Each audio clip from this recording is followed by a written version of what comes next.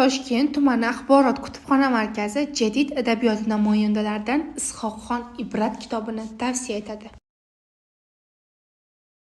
Vatanning mustabidlar zulmidan ozod bo'lishini, millat farzandlarini sharafga to'lganlar qatorida ko'rishni orzulagan xalqimizning qalbi uyg'oq farzandlari, jadid adabiyot namoyandalari bugun yana o'z o'quvchilari bilan yuzlashmoqda.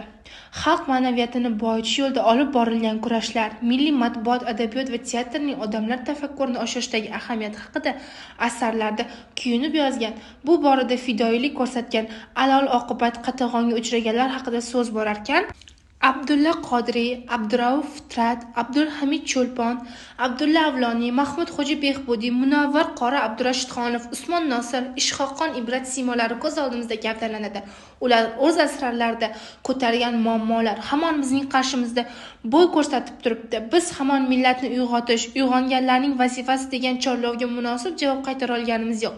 Jadid adabiyot namoyandalari ruknida tayyorlangan kitoblarimizni o'qir ekan, kitobxon o'zini shu vatanning ongli fuqarosi, vatani va millat taqdiri uchun mas'ul inson sifatida namoyon qilishga o'zida jur'at topadi.